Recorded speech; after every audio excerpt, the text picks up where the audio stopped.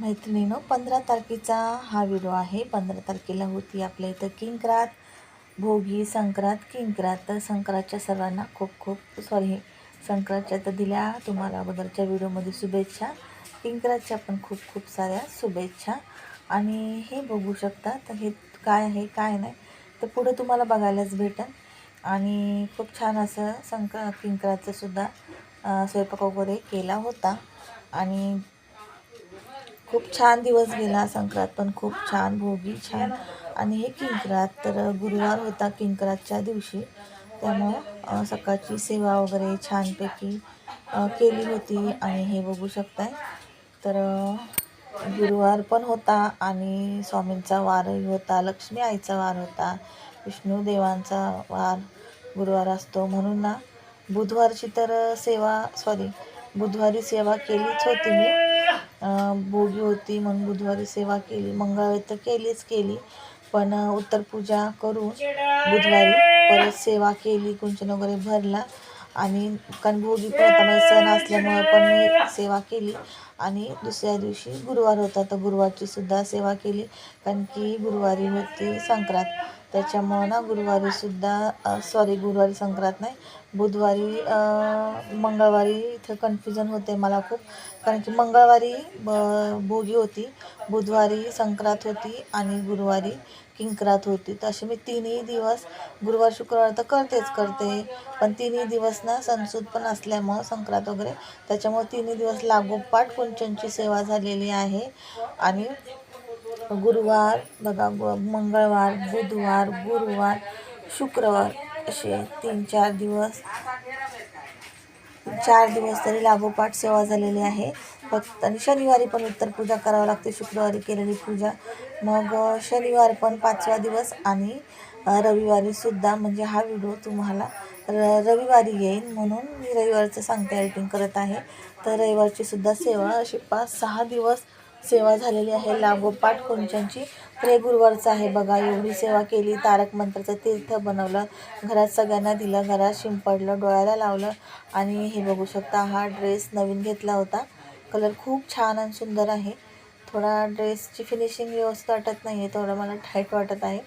तर असं, आणि चाललं आहे आमच्या इथं आज आहे ना इलेक्शन आहे, तर वोटिंगसाठी चाललेले आहे. तर मी इथं ना थोडीशी तयारी केल्या सगळं झालेली आहे या व्हिडिओसाठी थोडंसं ॲड करण्यासाठी. त्यामुळं ना हे आहे, नाही तर दुसरं काही नाही. आणि बघू शकता, खूप छान असा कलर वाटतं. हा दुसरा एक आहे ब्ल्यू आणि व्हाईट, असे 2 ड्रेस घेतलेले आहे, दोन्ही खूप छान आहे. पण काय झालं, मला ओढणी पण नाही भेटली व्हाईट, आणि स्लॅक्स पण नाही घ्यायला भेटली, मी विसरूनच गेले. 1-2 दुकानात बघितली, तिथं व्यवस्थित नव्हती ओढणी, म्हणजे होती पण ती थोडी वेगळीच होती, चमचम अशी, खूप अशी चमकीची, पण मला तशी नव्हती घ्यायची. साधी सिंपल आणि थोडी म्हणजे छान अशी वाटण अशी घ्यायची होती, पण तशी नव्हती बरोबर भेटली. पुढे आल्या विसरून गेले. पाहिजे म्हणजे एका नवीन ब्लॉगमध्ये परत एकदा गोड ताईंचे, मैत्रिणींचे, ताईंनो मनापासून खूप खूप स्वागत आहे. आज आहे किंक्रात, काल संक्रांत होती, तर व्हिडिओ अपलोड करायचे राहून गेले भोगीचा, संक्रांतचा, आणि कारण लवकरात लवकर एडिटिंग करून. आणि आज आहे किंक्रात, तर आज आमच्या इथं आहे वोटिंग आहे. आज वोटिंग आहे, तर आता मी चालले आहे वोट करण्यासाठी, म्हणून तयार झालेले आहे. आणि चला तर मग सकाळपासूनचं थोडं शूट केलं आहे. काल मंगळवार होता, तर मंगळवारचं कुंचनची सेवा करते, पूजन वगैरे, तर रोजच असं भरून ठेवते, म्हणजे भरलेलं रोज असतं कुंचनची सेवा रोज करते. पण शुक्रवार, मंगळवार, अमावस्या, पौर्णिमा असं जमन तसं, शुक्रवार मंगळवार तर करतेच, पण अमावस्या पौर्णिमेला जर जमलं तर अमावस्या पौर्णिमेला सुद्धा मी सेवा वगैरे करते, कुंचन खाली करून भरते. आणि काल मंगळवारी पूजा केली होती कुंचनची पूर्णपणे, आणि मग आज उत्तर पूजा करून कुंचन खाली करून नंतर परत भरून ठेवलेलं आहे. तर आता उद्या शुक्रवार आहे, तर उद्या शुक्रवारची पण पूजा करते, तर शुक्रवारची सुद्धा पूजा करून, सकाळी पूजा करून, सेवा वगैरे जी करायची ती करून, नंतर मग कुंचन मंदिरामध्ये ठेवणार, पूजा वगैरे करणार. दुसऱ्या दिवशी शनिवारी परत त्याची उत्तर पूजा करून परत कुंचन भरून ठेवणार. तर मी अशा प्रकारे करते, म्हणजे काढून वगैरे ठेवत नाही कुंचन. तर कुंचन मी मंदिरामध्ये स्थापित केलेलं आहे, आणि त्याची रोज विधिवत पूजा करते. फक्त मंगळवार, शुक्रवार खाली करून पूर्णपणे पूजाविधी व्यवस्थित करते, जी सेवा जमेन तेवढी जशी वेळ भेटेल तशी करते. तर आज केलेली आहे सेवा बघा. गुरुवार पण होता. स्वामींचं तारक मंत्राचं तीर्थ बनवलं, परत सरस्वती स्तोत्र, श्रीसूक्तम हे वाचलं. आता रामरक्षा स्तोत्र वाचायला खूप उशीर झाला होता, ते थोडं मोठं पण आहे. आणि सगळं देवपूजा, रांगोळी वगैरे सगळं कुंचन वगैरे सगळं खाली करून परत सगळं घासून वगैरे पुसून सगळं, मग खूप वेळ होता सकाळचा ना रांगोळी वगैरे. आणि मग मी काय केलं, सगळं वाचून झाले, सगळी सेवा झाली. फक्त आहे ना 14वा अध्याय जो आहे तो तर मला 1 महिना झाला भेटतच नाही. त्याची पोथी कुठं गेली माहीत नाही, तर मला नवीनच आणावं लागणार आहे. पण ते वाचत नाही ना, तर एकदम मनामध्ये ना थोडंसं खालीपणा जाणवतो, कारण की त्याची सवय झाली होती आता 3 वर्षापासून मला.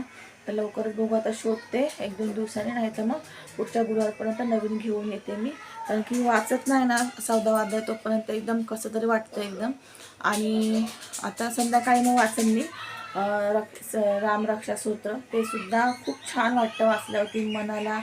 म्हणजे ते जे शब्द आहेत ना रामरक्षा स्तोत्रामध्ये, ते आपल्या पूर्ण शरीराला, पूर्ण मनाला, पूर्ण डोक्यामध्ये अशी शांतता, अशी एक ऊर्जा निर्माण करतात की ते एकदा वाचलं का असं सतत वाटतं की नाही आपण हे वाचलं पाहिजे, ह्याचं आपण स्मरण केलं पाहिजे. आणि प्रत्येकाला मी सांगत असते, मुलांना सुद्धा सांगते मी की तुम्ही वाचा. पण मुलांना कसं टाईम भेटत नाही एवढा वेळ वाचायला, ते तर तरी पण मी सांगत असते वाचा, तुम्ही वाचा. त्यांना आज सुद्धा सांगितलं दीदीला आणि आजीला, तुम्ही दोघं तरी वाचा.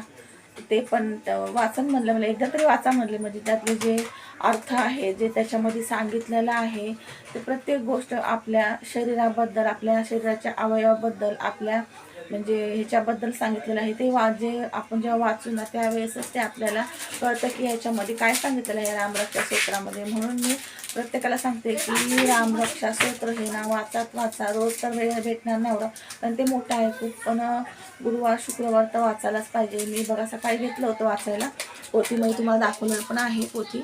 पण सगळं वाचल्यानंतर मग ना जपमाळ वगैरे पण केली आज गुरुवार असल्यामुळं. पण ना रामरक्षा स्तोत्र मग परत ठेवून दिले मंदिरामध्ये, खूप उशीर झाला होता. मुलांचा नाश्ता आहे ते प्रत्येक गोष्ट वेळेवर. आर्यला पण ऑफिसमध्ये जायचं होतं, तर त्याचे पप्पा पण सकाळपासूनच आज बिझी आहेत, वोटिंगचं आहे म्हणून. तर ते 6 वाजल्यापासूनच बाहेर आहेत. तर म्हणजे येऊन गेले, आंघोळ वगैरे करून गेले. आज गुरुवार आहे, त्यांचा उपवास आहे.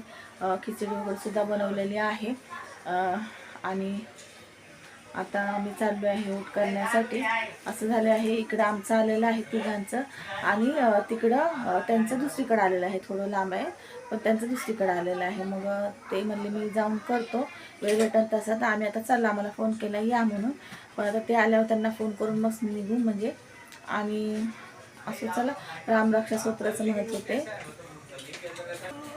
तर आणि काल आहे ना कालचं व्हिडिओ तुम्हाला सांगणच मी एडिटिंग करेन तेव्हा. तर काल होता ना संक्रांत होती, आणि माझ्यासोबत एकही झालं. संक्रांत म्हणजे मूडच हाफ झाला, मूडच खराब झाला. मग मी साडी वगैरे काहीच नाही घातली. तुम्हाला साडीसुद्धा मी दाखवते या व्हिडिओ, त्या व्हिडिओत सुद्धा दाखवणार त्या ब्लॉगमध्ये. दीदी ती साडी दे बेटा जरा कालची. मग आहे ना ब्लाऊज वगैरे तर नाही शिवलं, कारण की साडी आणली आणि टेलरला दिली. तर ज्या टेलरकडे ब्लाऊज शिवते ना, तर त्या तो टेलर आहे ना तो म्हणजे हॉस्पिटलमध्ये ॲडमिट होता. मग त्यांची बायको भेटली. मी त्यांना बोलले ठीक आहे, मला ब्लाऊज पीस नंतर द्या, ब्लाऊज नंतर द्या म्हणले, हळदी कुंकाच्या वेळेस घालून तेव्हा. आता फक्त साडी द्या फॉल बिडिंग करून, असं झालं. मग आणि काल असं झालं की पहिले लाडू बनवायला घेतले, कधी होत नाही, असं होतं कधी कधी. आपण पण माणूसच आहे, देव तर नाही आपण, तर चुका ह्या माणसाकडनंच होणार आहे, मला पण माहीत आहे. तर लाडू बनवायला घेतले, आणि ते काय झालं, काय प्रॉब्लेम झाला मला काहीच अजूनपर्यंत समजलं नाही. तुम्हाला व्हिडिओत मी दाखवलेला आहे संक्रांतीचा जो व्हिडिओ आहे त्याच्यामध्येच बघा. लाडू बनवायला घेतले, अर्धा किलो तीळ आणि अर्धा किलो लाडू. पण प्रॉब्लेम काय झाला ते समजलं नाही. तर चिकटपणा अजिबातच आला नाही. मी त्याच्यामध्ये तेवढ्या याच्यामध्ये ना परत मला असं वाटतं ना 1 किलो पूर्णपणे गूळ घातला होता. अर्धा किलो पहिल्या, नंतर अर्धा किलो, 1 किलो गूळ घालून सुद्धा अर्धेच लाडू तयार केले. अर्धं मी सारण डब्यात भरून ठेवलेलं आहे. आता याचं काय करू तुम्ही सांगा. मी तर विचार केला ड्रायफ्रूटचे जेव्हा लाडू करेन तेव्हा ते सारण त्याच्यामध्ये घालून, लाडूच्या झंझटमध्ये तर पडणार नाही. बघू आता पण पुढं काय कसं जमन तसं. आणि तर काय झालं सांगते. लाडूचं पहिलं सुरुवातीला एक तर मी उशिरा बनवायला घेतले. परवा तुम्हाला माहिती आहे शॉपिंगला गेले तो सुद्धा व्हिडिओ घेऊन आला नाही. भोगीच्या दिवशी शॉपिंगला गेले त्याच्यामुळे सगळ्याच गोष्टी लेट होत गेल्या. असं सणासुदीला जर आपण त्या दिवशी आपण बाहेर कुठं जाऊ शॉपिंगला जाऊ तर घरातून सर्वच गोष्टी लेट होत असतात. तसंच मला लेट झालं. मग झालं असं की मी शॉपिंगला जाऊन आले, भोगीची वगैरे तयारी केली. दुसऱ्या दिवशी संक्रांत होतं तर लाडू बनवायला मला उशीर झाला. तर मी लाडू बनवायला घेतले 4:30-5 वाजता लाडू बनवायला घेतले. घडी पण नाही बघितली आणि तिथून पुढं मग पुरणपोळीचा स्वयंपाक करायचा होता, तयारी करायची होती मध्येच. पण झालं असं, पूजा तर सकाळीच करून घेतलेली आणि माझी जी सेवा वगैरे असते, जी कुंचनची माझी सेवा असते ती मी सकाळीच करून घेतलेली. मला माहिती आहे आज संक्रांत आहे तर आज टाईम भेटणार नाही, मग मी सकाळी करून घेतली. पण झालं असं ना, लाडूचं असं झालं, लाडू बनलेच नाही. पण नंतर बनले, पण त्याच्यामध्ये याच्यामध्ये 1 किलो गूळ घालून अर्धं सारण तसंच राहिलं. तेव्हा लाडू बनले, ठीक आहे तेवढे बनले, सगळ्याच्या भानगडीत नाही पडले. तर तिथे एक वेळ गेला आणि दिमाग थोडंसं हे झालं, म्हणजे सणासुदीला मी आता मला तयारी करायला भेटते की नाही. दुसरं झालं असं, अकाउंटमधून मी आर्याला पैसे सेंड केले, त्यांनी मला परत केले. पप्पांनी दिले म्हणून त्यांनी मला परत केले आणि ते पैसे माझे कोटक बँकमधून कट झाले. दरवेळेस असं 2-3 वेळेस असंच झाले, 3-4 वेळेस कोटक बँकमधून कट झाले. माझे अकाउंट आहेत 3 अकाउंट आहेत, पण ना त्या कोटक बँकमधून कट झाले. तिथं 400 रुपये एकदम बघितलं, कसलंच काही नाही, पण ते पैसे कट झाले. तिथं एक दिमाग हे झालं. 2 वेळेस असं झालं. मग सगळा उशीर पण झाला आणि ते पैसे बघायला गेले कशात गेले, काय झालं ते पण काय समजलं नाही. मग साडी घालायचा मूडच निघून गेला. म्हणजे नको आता साडी, कारण की एक वेळ असतो साडी घालायचं सुद्धा. 7-8 ठीक आहे, 8:30-9 वाजलं तर कधी घाला. पुरणपोळीचा स्वयंपाकाला उशीर, त्यापेक्षा म्हणले राहू दे, आपण घरातच आहे. असं नाही की साडीच घातली पाहिजे. नवीन मॅक्सी घातली होती, नवीन मॅक्सी पण आणली होती, तर नवीन मॅक्सी घातली होती, त्याच्यावरतीच काल संक्रांत साजरी केली. असं आहे बघा, साडी घातलेली आहे. खूप छान असा कलर आहे, हे बघा, मस्त असा कलर आहे.